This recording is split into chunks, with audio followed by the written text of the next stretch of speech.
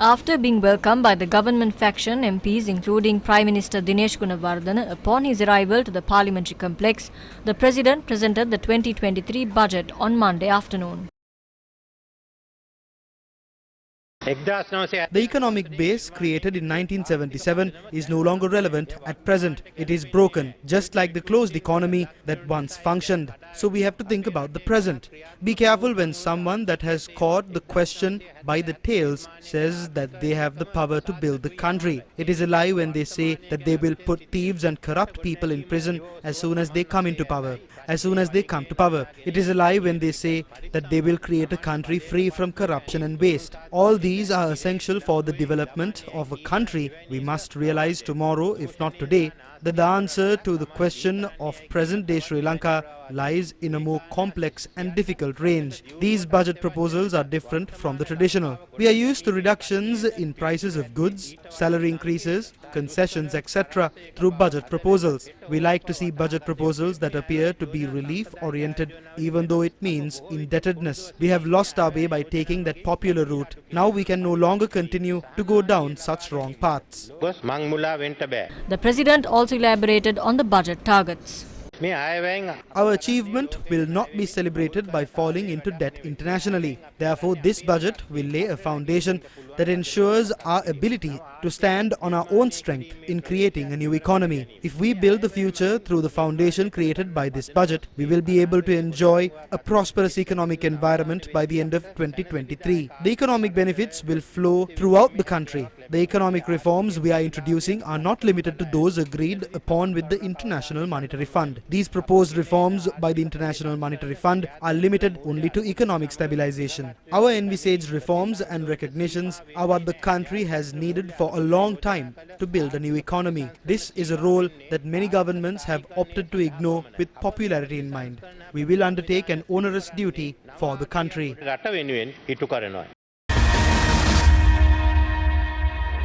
The tax amendments introduced in the interim budget will continue to remain in effect. In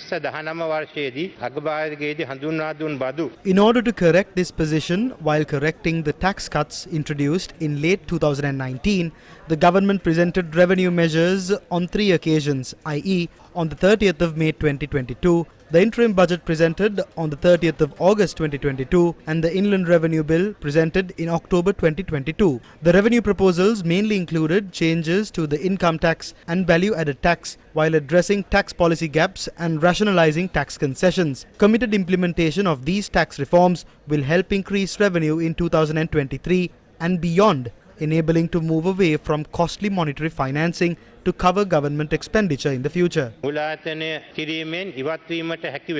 Let's have a look at some tax proposals presented in the budget. VAT exemptions to various sectors including electricity, transport and fuel to be removed. A surcharge tax will be imposed at the point of importation on diesel, petrol and crude oil. Provisions will be introduced to improve the clarity of income tax liability on dividend during the period from 1st October 2022 to the effective date of the Inland Revenue Amendment Act 2022 by applying an income tax rate of 15% for dividend received or derived by residents during that period. The VAT amendments will be in effect from the 1st of April 2023. The new Value Added Tax Act will be introduced, consolidating the amendments introduced from the year 2002 to the year 2022.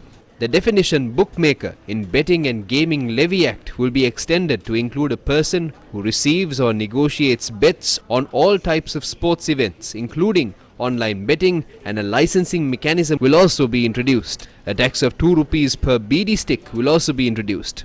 In order to promote the manufacturing industry, to remove the existing barriers to international trade, to provide the necessary incentives and facilities for local industries and projects including agriculture, the cess levy will be eliminated on a phased basis in 3 years commencing January 1st, 2023. The Ports and Airports Development Levy to phase out completely in 5 years. Here are some non-tax proposals. Establish a road maintenance fund by charging an annual fee of not less than 100 rupees per vehicle when obtaining revenue licenses. Increase the fees levied by the Department of Immigration and Immigration on passport, visa and other charges. The fee levied to make an appeal to the Tax Appeals Commission will be increased to 15,000 rupees. Here are some tax amendments related to vehicles.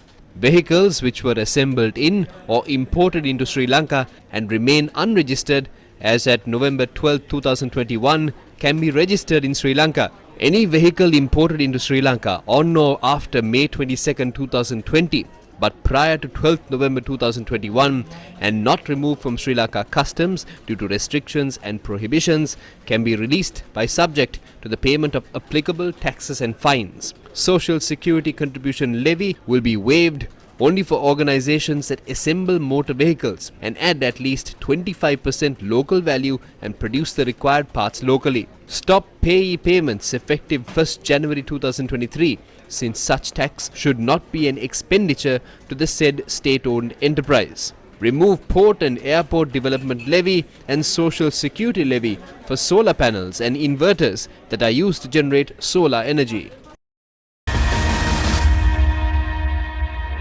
During the budget speech, the President emphasized the need to restructure several state institutions.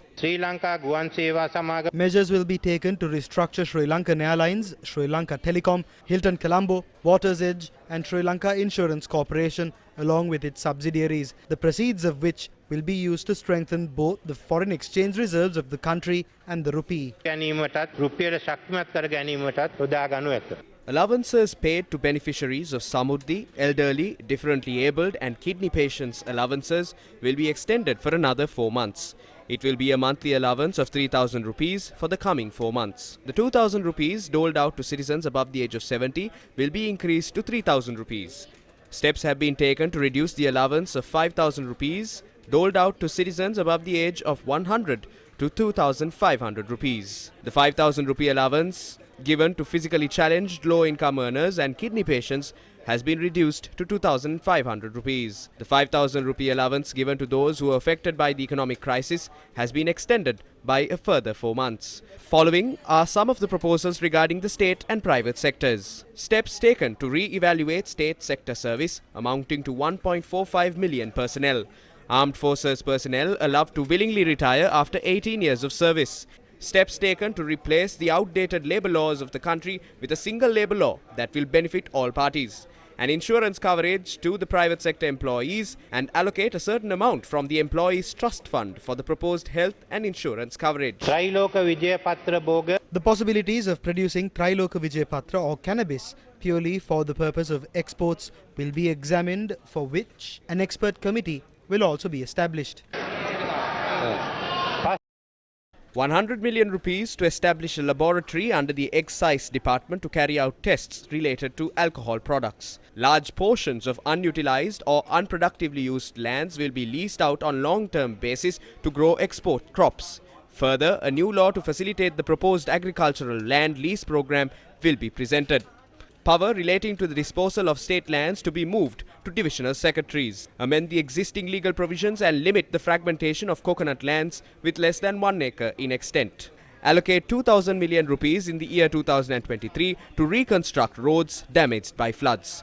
500 million rupees to further strengthen the existing nutrition supplemental programs. 50 million rupees in 2023 to the National Youth Services Council to train youth for foreign employment opportunities. A new medical faculty under the Uwavellassa University, a separate institution to study history of Sri Lanka. Upgrade the Badulla, Kurunagala and Polonnaruwa hospitals to the level of teaching hospitals. Re-implement the paying wards system at government hospitals. Provide solar panels to religious places of worship with the assistance of foreign sources and the government. Presidential Commission on Taxation for Managing Government Revenue. Appointment of task force to monitor budget implementation. Let's make the best use of that space and join together to create a better future for our true national resource, our youth. Accordingly, I request all of you to proactively contribute to the effort of revitalizing the country through the new economic foundation.